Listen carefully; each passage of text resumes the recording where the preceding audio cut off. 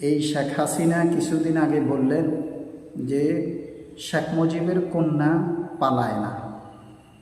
জাতির কাছে আমার প্রশ্ন, শেখ মুজিবের কন্যা পালায় না, তাহলে কে পালাইল? পালাইলটা কি? কে পালাইল? বাংলাদেশের ইতিহাসে এরকম কোনো সরকার এই বাংলাদেশে আসে নাই যে পালিয়ে চলে গেল, কিন্তু একমাত্র শেখ হাসিনা পালাই চলে গেল। কারণ কি? উনি আসছেন আনলিগেলভাবে ক্ষমতায়, উনি চলেও গেলেন আনলিগেলভাবে। আমি একটা কথা সবসময় বলতাম, যার গতি বেশি তার ক্ষতি বেশি, যার গতি বেশি তার ক্ষতি বেশি। যেই যত বেশি ক্ষমতাশীল হয়, আল্লাহ পাক রব্বুল আলামিন তাকে অল্প কিছু দিয়া, অল্প ক্ষুদ্র বিষয় দিয়া, আল্লাহ পাক রব্বুল আলামিন ক্ষুদ্র বস্তু দিয়া, ক্ষুদ্র বিষয় দিয়া আল্লাহ পাক রব্বুল আলামিন তাকে শেষ করে দেন, অপমান করেন, অপদস্থ করেন। আমি আপনাদের কাছে বলতে চাই, যারা উপরে লেভেলে কাজ করেন, যে সরকারে আসবেন, আমার কিছু আবদার আছে, আমার কিছু চাওয়ার আছে আপনাদের কাছে। সেই চাওয়াটা হলো, এক নাম্বার হলো বিডিআর হত্যার বিচার করতে হবে।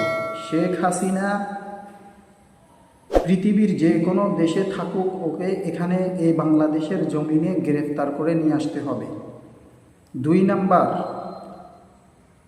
শাপলা চত্বরে হেফাজতদেরকে যেভাবে শায়েস্তা করছে, হাজার হাজার আলেম ওলামা, শত শত হাফেজদের, আলেমদের, ছাত্রদেরকে সেই হত্যা করছে, এটার বিচার করতে হবে। 3 নাম্বার, সাইদি সাহেব একজন ভালো, একজন বিজ্ঞ আলেম, ওনাকে বিনা অপরাধে, বিনা কারণে ওনাকে জেলখানায় দীর্ঘদিন উনি জেলের বন্দি করে রাখছেন, এটার বিচার করতে হবে। 4 নাম্বার, যতগুলা মানুষকে গুম খুন করছে সেই, এটারও বিচার করতে হবে। ফেরাউন, বাংলাদেশে ফেরাউন বাঁচি থাকতে পারে নাই, নমরুদ বেঁচে থাকতে পারে নাই, হামান বেঁচে থাকতে পারে নাই, আবু জাহেল বেঁচে থাকতে পারে নাই, উতবা, সাইবা, ওলীদ ইবনে মুগীরা বেঁচে থাকতে পারে নাই, হাজ্জাজ বিন ইউসুফ বেঁচে থাকতে পারে নাই, শেখ হাসিনা বেঁচে থাকবে? কি অহংকার তার ছিল! ভাই, দোস্ত, বুজুর্গ, আমরা মুখ দিয়ে বলার, কোনো কিছু বলার স্বাধীনতা ছিল না, পা দিয়ে চলার স্বাধীনতা ছিল না, কোথাও যেতে পারতাম না ভয়ে। পকেটের মধ্যে ইয়াবা ঢুকাইয়া দিয়া বলে দিবে যে ইমাম সাহেব, খতিব সাহেব ইয়াবার ব্যবসা করে। বিশ্বাস নাই, বিশ্বাস ছিল না তার প্রতি। অসংখ্য অগণিত মানুষকে গুম খুন করছে। আমার সবচেয়ে বেশি কষ্ট লাগলো আয়নাগর দেখে, আয়নাগর দেখে আমার সবচাইতে বেশি কষ্ট লাগলো। এটা আমি সহ্য করতে পারি নাই। আপনাদের কাছে আমার আবেদন হলো, আপনারা উপরের কর্মকর্তা যারা আছেন, তারা এই ব্যাপারে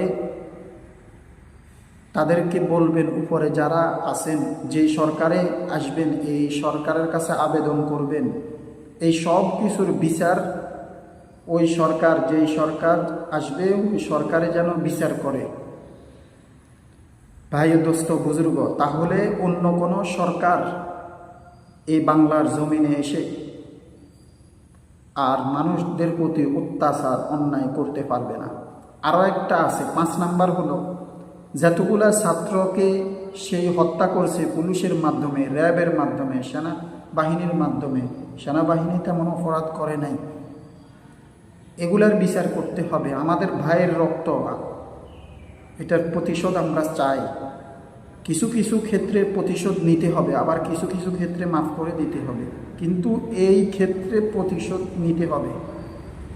মুহাম্মাদুর রাসূলুল্লাহ ওয়াল্লাযীনা মাআহু আশিদ্দাউ আলাল কুফফার রুহামাউ বাইনাহুম। আল্লাহ সুবহানাহু ওয়া তাআলা আয়াতের মধ্যে বলেন, মুহাম্মাদুর রাসূলুল্লাহ, মুহাম্মদ সাল্লাল্লাহু আলাইহি ওয়াসাল্লাম আল্লাহ তাআলার রাসূল। ওয়াল্লাযীনা মাআহু আশিদ্দাউ আলাল কুফফার, কাফেরদের বেলায় তিনি এবং তার সাথী সঙ্গীরা ছিলেন কঠোর।